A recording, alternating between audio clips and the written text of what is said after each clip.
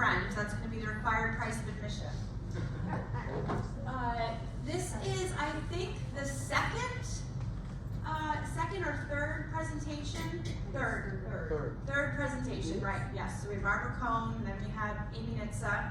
So this is the third presentation that has been coordinated through our Mental Health and Wellness Task Force. Many of you know that we started that task force here at Woodland Pond in the spring in response to a survey that we had initiated sort of at the pleading of the residents and saying we think there's opportunity here, we think there's need here in the community for more attention to mental health and wellness.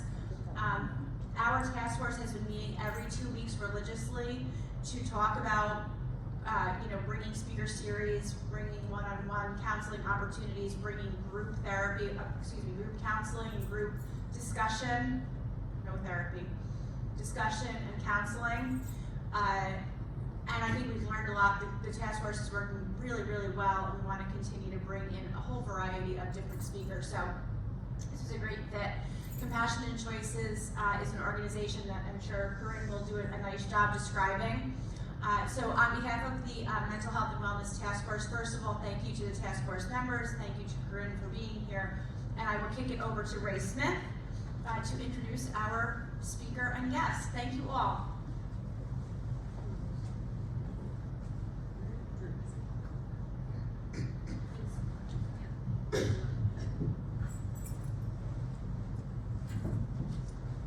We have Corinne Carey from Compassionate Choices with us today. Corinne is the campaign manager for New York State and New Jersey.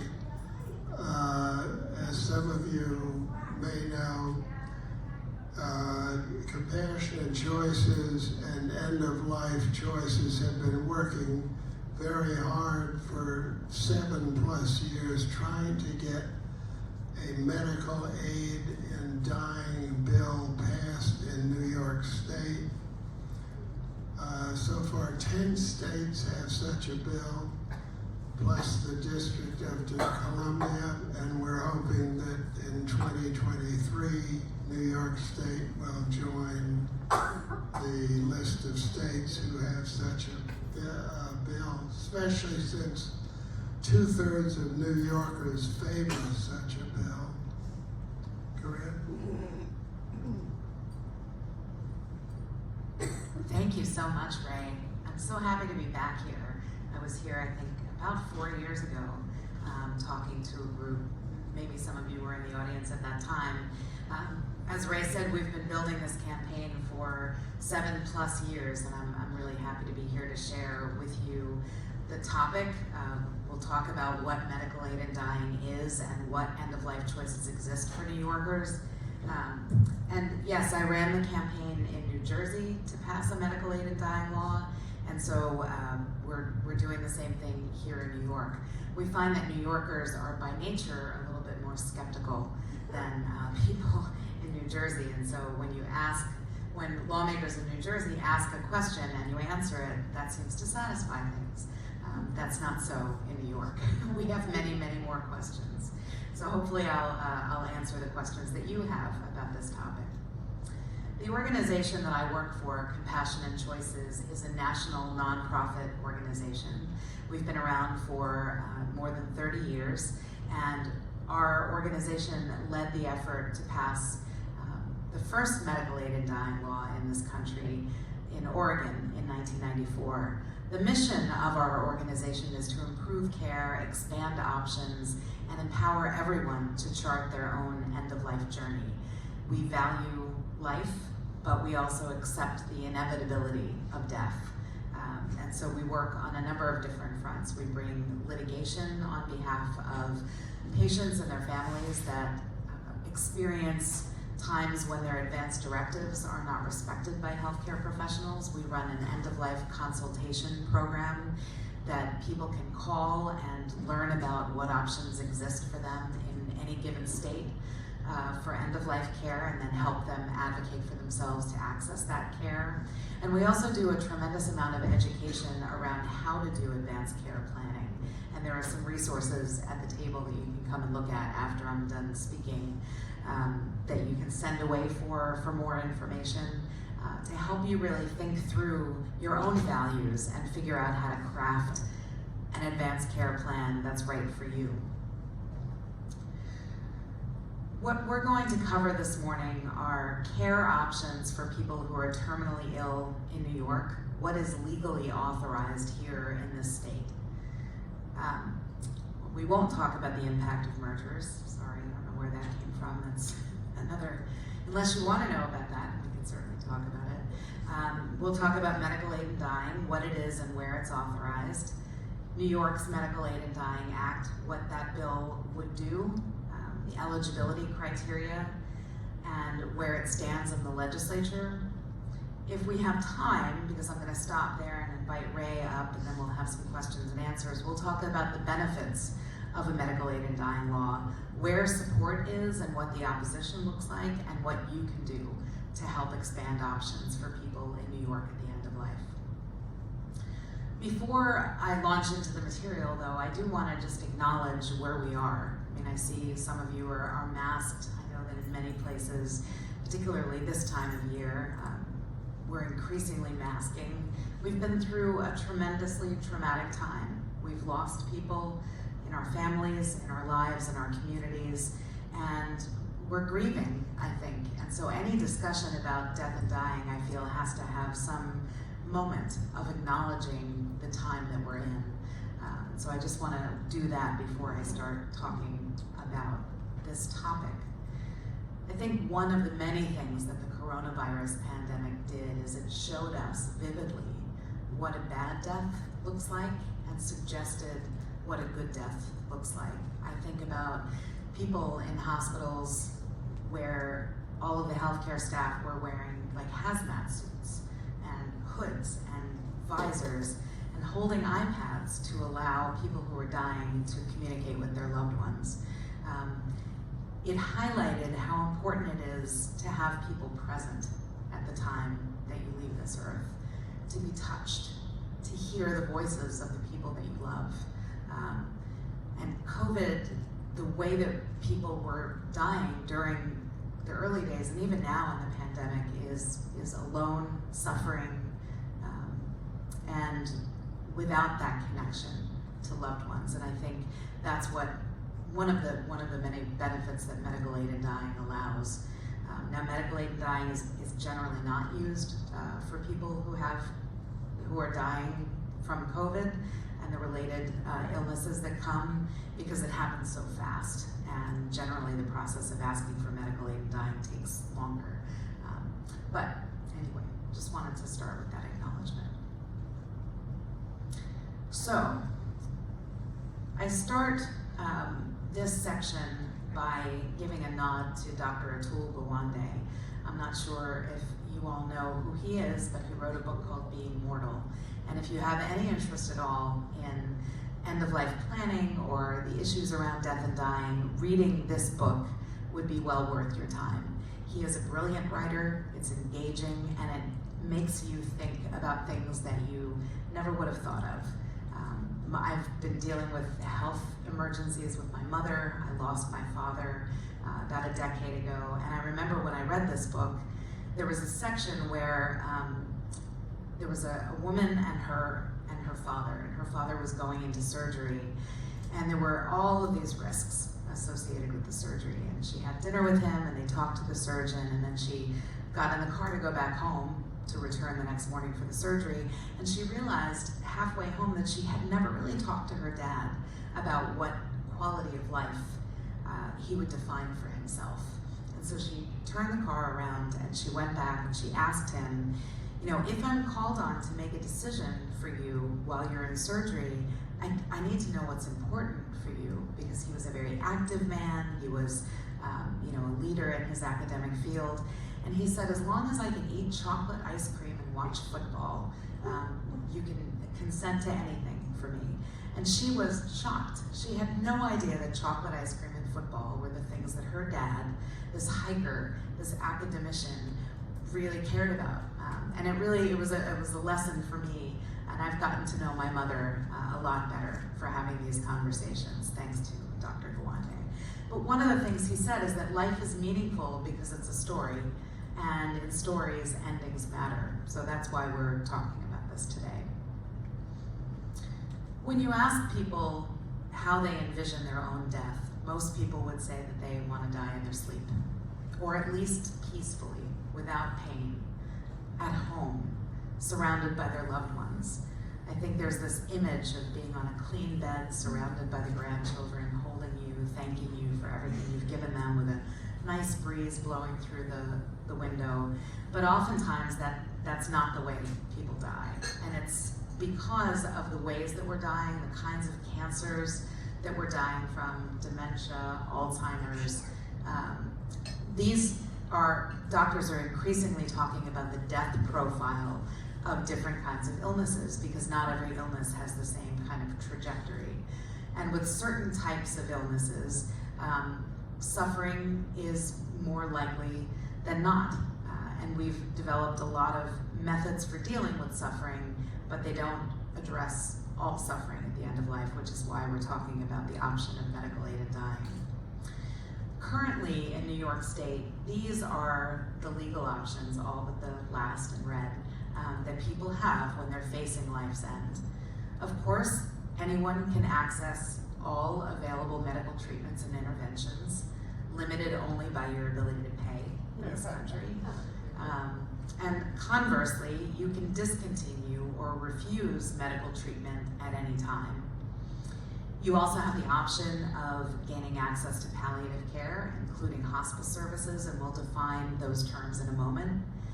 You also have the option of voluntarily stopping eating and drinking, which is now called VSED. And if all of those things are not enough to alleviate suffering, you do have the option to access palliative sedation, which I'll define in a moment. And then, of course, in states that authorize it, and not New York, you have the option of medical-aided dying, and we'll define that more clearly in a moment. So what is palliative care? Palliative care is treatment for people at any age, at any stage of illness, whether that illness is curable, chronic, or life-threatening. You don't have to have a terminal illness to access palliative care. Palliative care focuses on improving a patient's quality of life by managing pain and other symptoms of a serious illness, and it's provided alongside other medical interventions. So I was thinking when I went to the drugstore the other day to buy my husband Dayquil and NyQuil because he has the flu, because he didn't get his flu vaccine like I did. That NyQuil and Dayquil are palliative care. They don't cure the flu, but they do help with the symptoms. And the flu vaccine really did work this year because I am not sick in the least. So far, so good. So that is palliative care, and hospice is a type of palliative care. Hospice is for patients in their last year of life. And one of the things that you should know about hospice is it's not necessarily a place. It's a set of services designed to help patients achieve their goals at the end of life. Hospice can be provided in a patient's home, a hospice center, a hospital, a long-term care facility, really anywhere the patient calls home. And it's provided by a team of healthcare professionals, including physicians, nurses, social workers, pharmacists, chaplains, and others who listen to the patient's goals for care and align their treatments with what's important to them. They address more than just physical needs. They also provide emotional, spiritual, and practical support, and not just to the patient, also to their family members. When my father was dying 10 years ago, I don't think we could have dealt with the last few days of his life with the grace that we did without the support of hospice. So the hospice providers do a tremendous job in helping people navigate the difficult choices and situations they face at the end of life. VSED is for people who want to hasten the time of their death. Voluntarily stopping eating and drinking is a conscious decision to refuse food or fluids of any kind, including artificial nutrition and hydration. This option can be chosen by any decisionally capable adult who has the physical ability to eat and drink, but consciously refuses foods and fluids in order to advance the time of their death. A determined and well-informed person with significant caregiving and hospice support can successfully choose this end-of-life option. And the US Supreme Court has affirmed the right of mentally capable individuals to refuse all medical therapies, including foods and fluids. That said, VSED is not easy at all. Our culture places a lot of value on food. We comfort one another with food and drink, and it's very difficult for family to sit by and watch someone, even after they've sort of made the decision and gotten over the initial discomfort of stopping eating and drinking. It's hard to watch someone essentially starve to death. And so while this option has provided many people with a peaceful pathway to death, it doesn't work for everyone. Some people develop terminal agitation, and some people just suffer unbearably, and the family suffers alongside them. So when voluntarily stopping eating and drinking is not enough to alleviate suffering, patients can opt for what's called palliative sedation. Palliative sedation is also known as terminal sedation or continuous deep sedation. In common parlance, though, it's really placing someone in a medical coma while you withhold nutrition and hydration, and using medications to really induce a decreased or an absent awareness in order to relieve otherwise intractable suffering at the end of life. So while it's uncommon that people who receive aggressive and excellent palliative care and symptom control have severe suffering from the underlying disease or from the medications, there are a lot of side effects to palliative medication. While that's uncommon, the people that do experience this are in extreme distress, and getting help to get access to palliative sedation is important. So what if none of these things alleviate suffering, or if you simply want a different path, because every body is different and all of us have different values and beliefs and the things that we find important at the end. When none of this is enough to help you achieve those goals, there is an option of medical aid in dying, although not yet here in New York. Medical aid in dying allows a mentally capable, terminally ill adult with a prognosis of 6 months or less to live to request and receive a prescription for medication that they can choose to take to bring about a peaceful death, so long as they're able to self-ingest the medication. That, quite simply, is what we're talking about, medical aid in dying. And I know there's a lot there, so we're going to unpack some of it.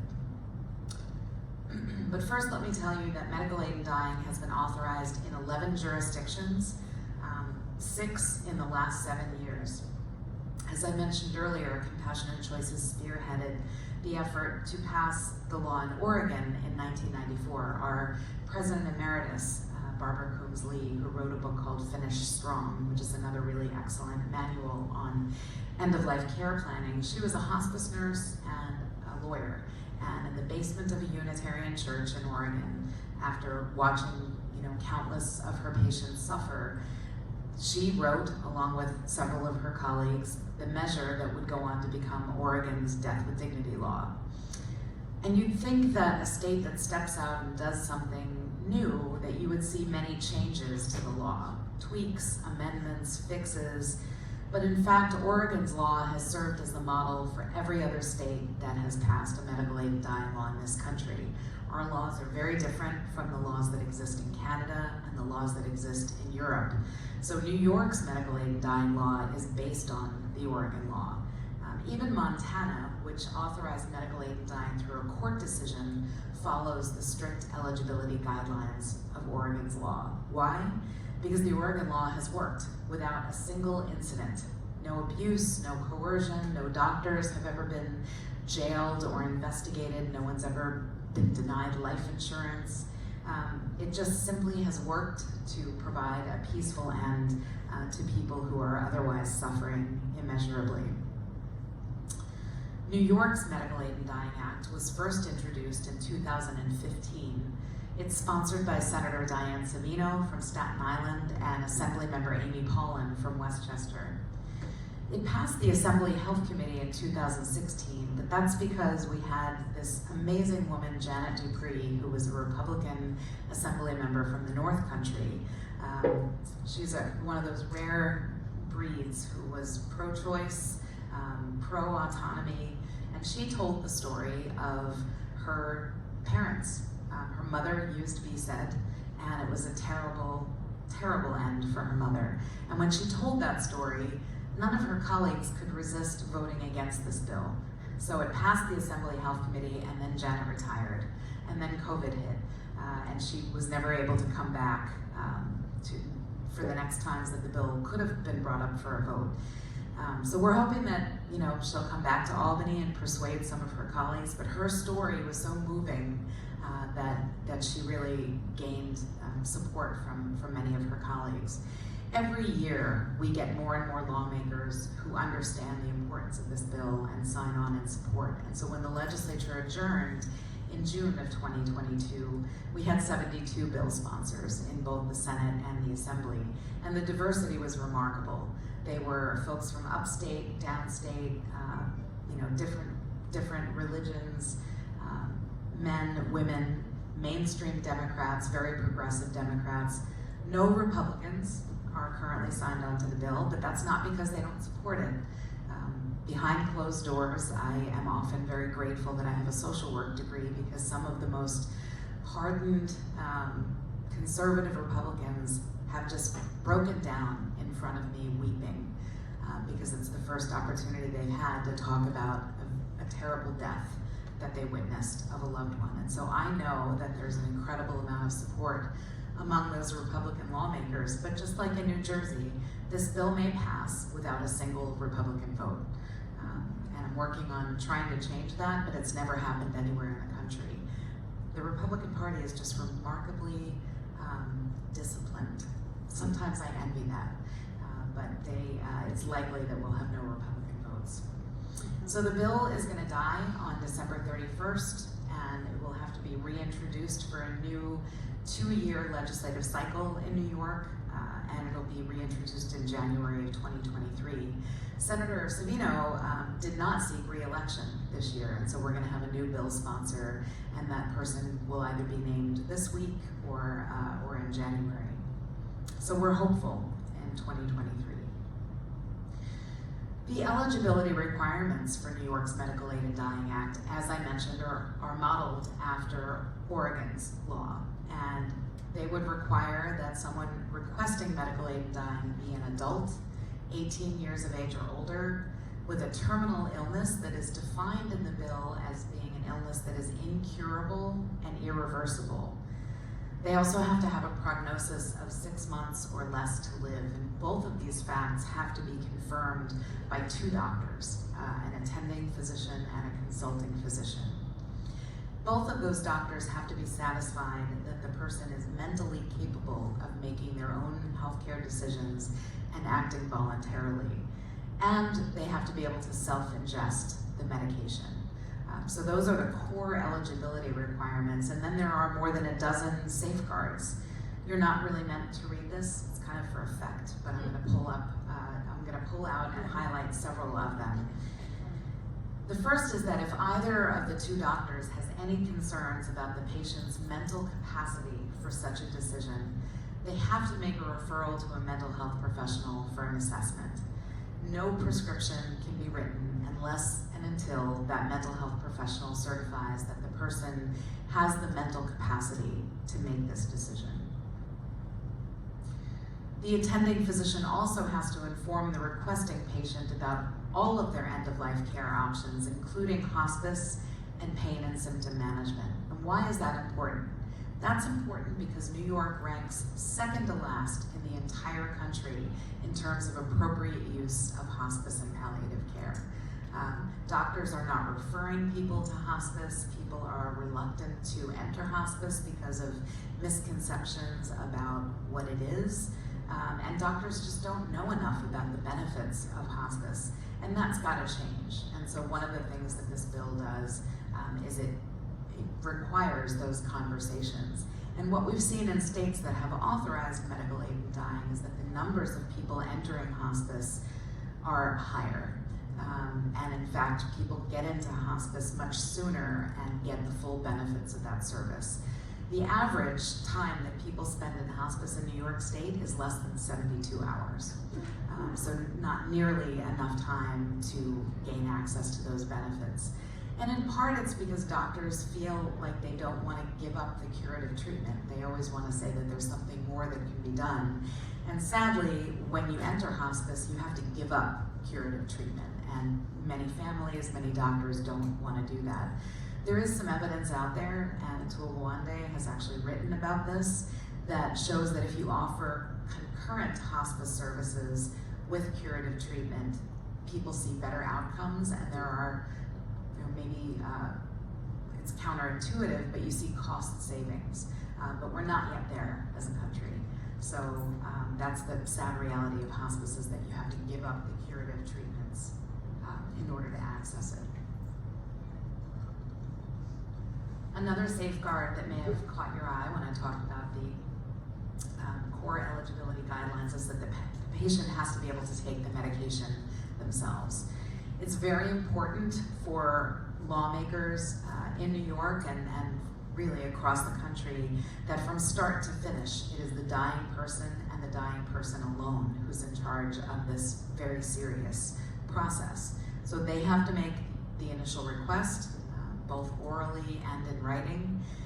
They can change their minds at any time, and at the end, they have to be the one to take the medication themselves. No one can administer this medication to you. And we could talk more about that if you have questions. And then the final safeguard that I want to highlight is perhaps the most important one, because there are many people that don't believe that medical aid in dying is the right way to go. And to them, I say that when this bill passes, which it ultimately will, I think it's just a matter of how much more suffering our lawmakers will allow, is that this is entirely optional. No patient, no physician, no health provider, no hospice worker, no pharmacist has to participate if they don't believe in medical aid in dying.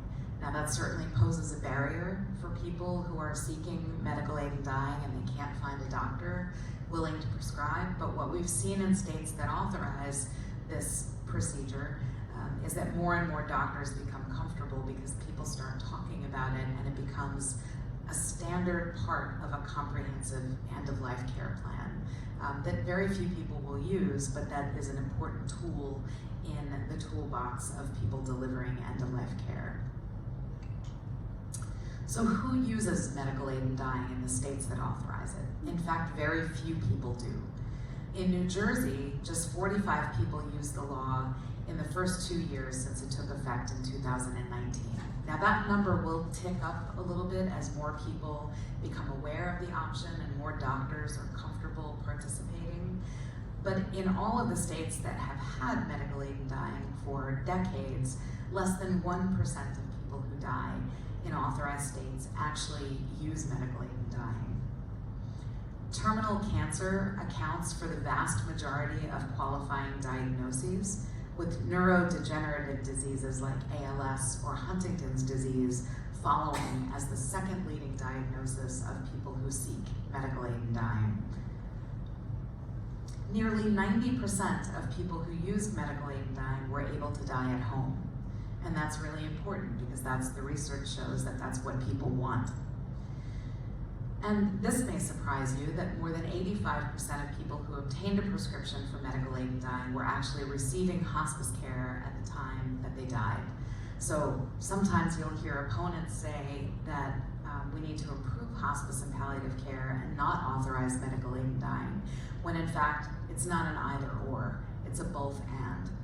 People are receiving hospice care and they find that they're still suffering or they want more control over the time and the manner of their death, and so they opt for this choice.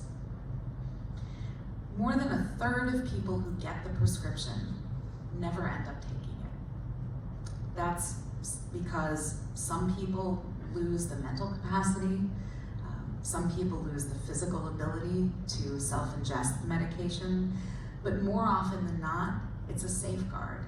It's something that people get the prescription, they put it in their medicine cabinet, or they never pick it up from the pharmacy, and they just know that it's there should their suffering become too great. There's actually a palliative benefit to having the option that puts people at ease.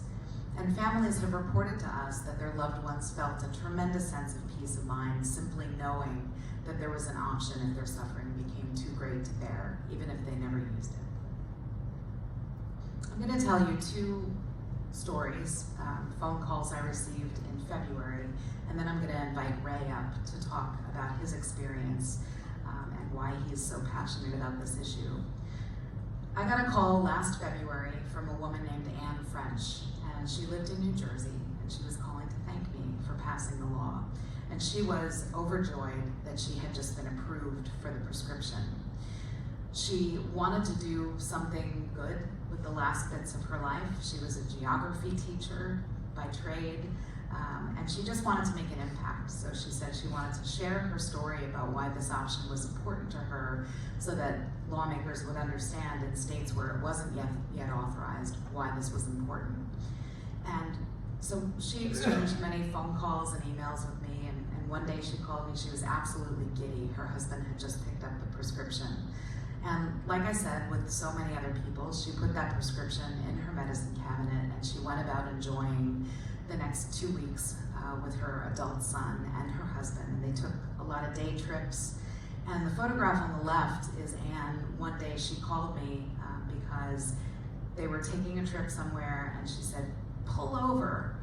I want to take a video for Corinne." And so her husband pulled over the car, and she got the walker out, and she wanted him to tape her walking with her walker over the bridge and looking over at the state that did not have the option, to make the point that here she was so happy and enjoying these last few weeks of her life, knowing that she had the option of a peaceful end while the people on the other side of the river didn't. And she told me she used to teach the significance of borders to her students. You know, what if you were born on one side of the border from South Korea, the other in North Korea? And she said to her, this was a border issue, and it shouldn't be. When Anne died on March 30th, her husband sent me a text message saying that Anne was at peace, and so was he, and to thank us. So I think about Anne, and I think about the other phone call that I received in February.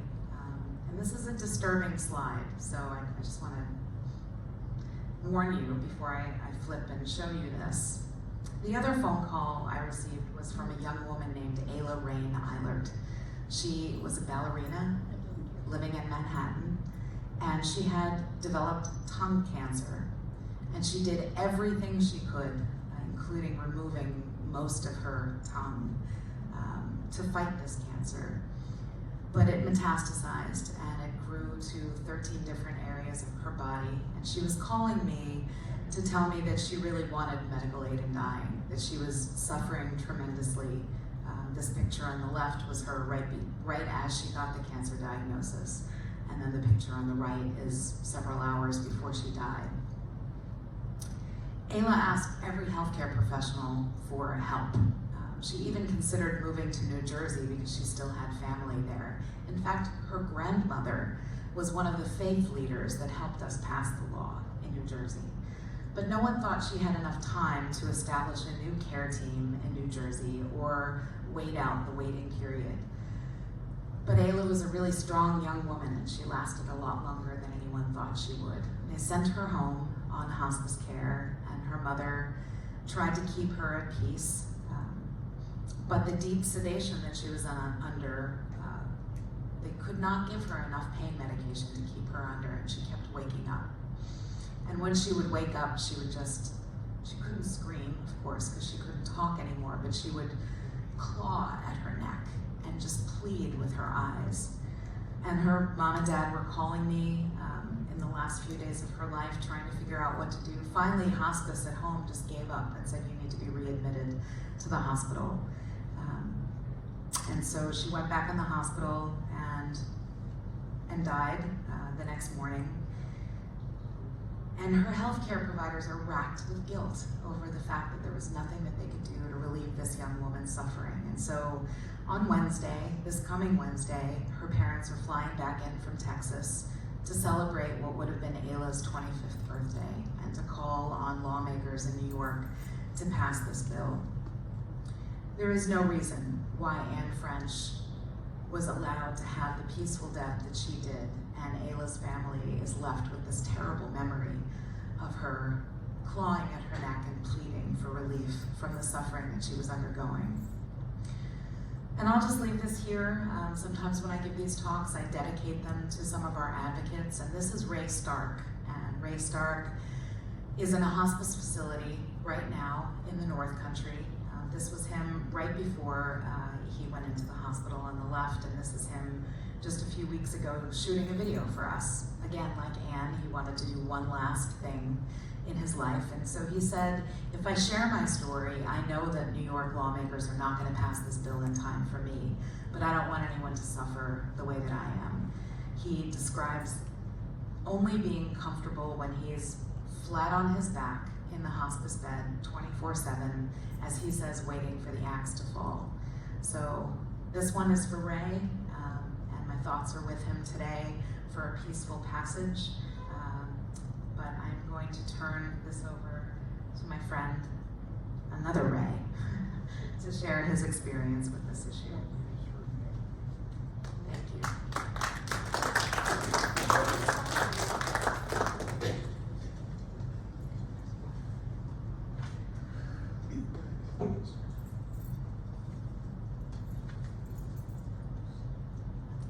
Thank you, Corinne. Anybody who's been here at Woodland Pond longer than 2 years would probably be familiar with my wife Anne's cherry red Subaru Forester, which whenever it went anywhere, it always included our 2 dogs in the car, even just coming up to the main building. But here's a small picture of the whole group. But all of that came to a near rapid end in December 2019 when Anne was diagnosed with corticobasal syndrome, which we call CBS, which is a degenerative disease not unlike ALS, which gradually but unrelentingly strips the muscles of their ability to act. And Anne's whole life had been working with our 2 dogs, Anzac and Diggy, and training them in every conceivable dog sport, including tracking, and then also they received, Anzac received training as a therapy dog. So for 7 or 8 years, without fail, every Friday, the 2 dogs were at the health center visiting patients either in memory care or in skilled nursing. And Anne had always said, when the dogs die, I'm out of here.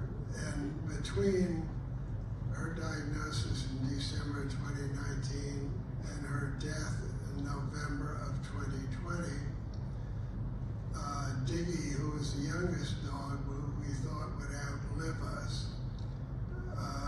contracted leukemia and was dead in a matter of weeks. And Anzac, who was 17, died, I think, that October. And Anne had always said when the dogs died, she's out of here. And her only choice was voluntarily stopping eating and drinking. We'd read one book about it, but not really probed the subject much further than that. But it is a gruesome, terrible, painful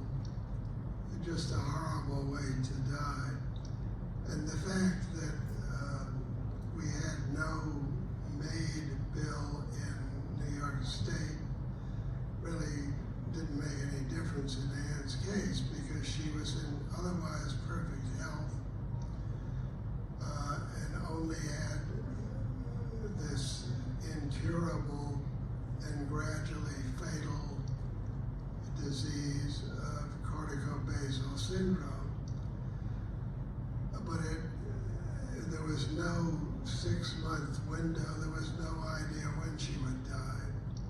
But in any case, it took her 11 days. As I said, it was gruesome, painful, and I was so furious that I wrote a book about it.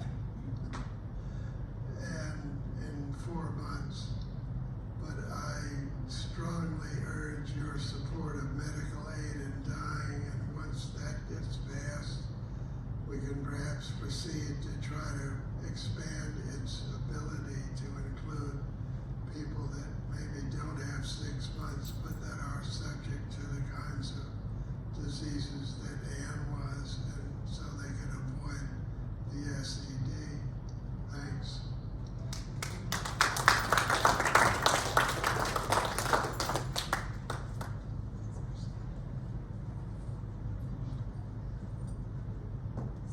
I'll stop here and see if folks have questions or experiences that they want to share.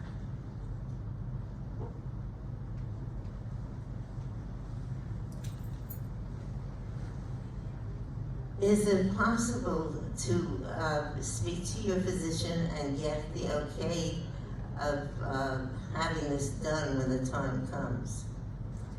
Do you mean putting a request for medical aid in dying in an advance directive? Yes. No. Medical aid in dying requires that you actually make the request and be able to self-ingest the medication while you are mentally capable. And that's a safeguard. It's a trade-off. It's, politically, but also there is a strain of thinking around people who lose the capacity to speak for themselves that we don't actually know what's in someone's mind at the time that they may administer this medication to themselves. And so no one in the sort of policy sphere wants to give the authority to someone else to administer the medication to you. That's a different method. That's kind of a different style of end-of-life option that exists in other countries, but not here in the US. Thank you.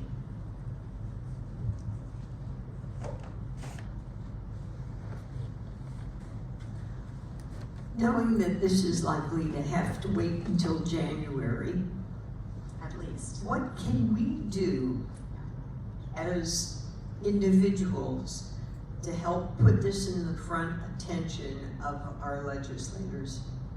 Well, I love the way that you asked that question, because in the New York State Legislature, 30,000 bills are introduced in every session. That's a lot, and only a very small number of them ever get put up for a vote and passed and then signed by the governor. So it's a funnel, and if you ask New Yorkers what their top 10 priorities are, this isn't a top priority for anybody until it is. Until you or a loved one are facing an inevitable death and suffering is the only thing to look forward to. And so lawmakers need to know that it's not just that a majority of New Yorkers polled believe that this should be a law. They need to know that this is a priority. And I will say that Woodland Pond has done more for this movement than just about any other community. Why? Because you all took Assemblymember Kevin Cahill to task. You held his feet to the fire, and he has been an outspoken opponent of this bill, and he is gone. And he was on the Health Committee. So this community mobilized to do that. I mean, there were other people that wanted him out of office too, but I think you all did a superb job at bringing him here and asking him the question and continuing to call him. And I think that the woman who was elected to replace him is going to be a strong supporter. We need to see her name on the bill. And I think, I'm not sure if Hinchey is your senator here. Yeah. She's got to get her name on the bill as well, and it's not there. She, I'll just be honest with you. She says that there's another community in her district called the Bruderhof,